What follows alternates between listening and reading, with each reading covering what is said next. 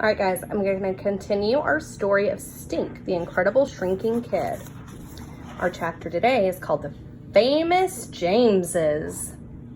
On Monday morning, when Stink told Mrs. D about the GDI, garbage disposal incident, she said, "Let's just tell the class Newton ran away. It'll be our little secret." She wasn't even mad. She told Stink she was going back to New Hampshire for President's Day weekend and she could get another Newt. Class 2D wrote stories about the adventures they thought Newton was having in the big, wide world. Webster wrote about Newton joining a baseball team called the Newt York Yankees. Sophie of the Elves wrote about a magic kingdom where Princess Salamandra was under an evil spell and a Newt in shining armor came to rescue her. And Stink wrote about Newton sailing down the river on a raft to Legoland and riding the roller coaster. The stories made everybody feel much better, especially Stink. Mrs. D even told Stink he could keep Newton's skin, as in for real, for good, forever. Mrs. Dempster talked about President's Day for the rest of the week. Stink's class made cotton ball portraits of George Washington.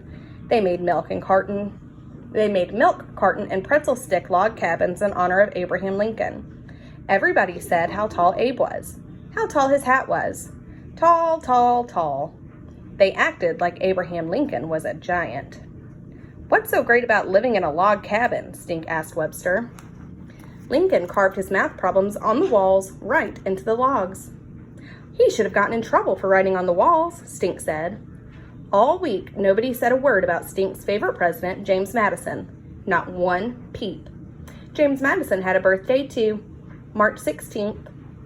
Mrs. Dempster told the class, "Okay, 2D, homework is on the board. What does President's Day mean to you?"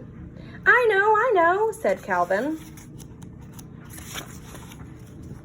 "President's Day means you see flags." "It means we don't have school on Monday," said Webster. "It means you can buy stuff on sale because presidents are on money," said Heather S. "Let's not give away all our ideas," said Mrs. D. "I want everybody to write one page about what President's Day means to you." "Can we draw something too?" asked Lucy. "Can we write a poem?" asked Sophie of the Elves. "Can we dress up?" asked Stink. Yes, and yes, his teacher said, "but I still want my one page." Stink took out his big head book of presidents. He flipped to the best president ever. President number 4, James Madison. Stink and James Madison were a lot alike. James Madison was from Virginia. Stink was from Virginia. James Madison had the name James. Stink had the name James. James Madison wore pants. Stink wore pants. Same. More people should know about James Madison. They should have a statue of James Madison in the park, or carve his head on the side of Mount Trashmore. They should sing about him in the state song. That gave Stink an idea, a great big President's Day idea. All the way home from school, Stink made up words for the state song. He sang it to the tune of Frere Jacques. He sang it for Mom. He sang it for Dad. James Madison, number 4, changed his hair to white, wrote the Bill of Rights, ding dong dong, we love you. "That's great," said Mom. "I don't think we have a Virginia state song." "There's a state bird and a state flower," said Dad. "And a Virginia state quarter," said Judy. "State quarter? Of course. Lincoln was on a penny. Washington was on $1. Madison should be on the Virginia state quarter." "Can I use your smelly markers?" Stink asked Judy. "No," said Judy. "You never put the caps on." "Newton," said Stink. Newton. "Poor little Newt." Grrr. Stink made a garbage disposal noise. "Oh, go ahead," said Judy. "But that's it. I'm not going to let you keep pulling a Newton on me." Stink sniffed a grape marker. He sniffed a blueberry marker. He sniffed a black licorice marker. Yum, yum.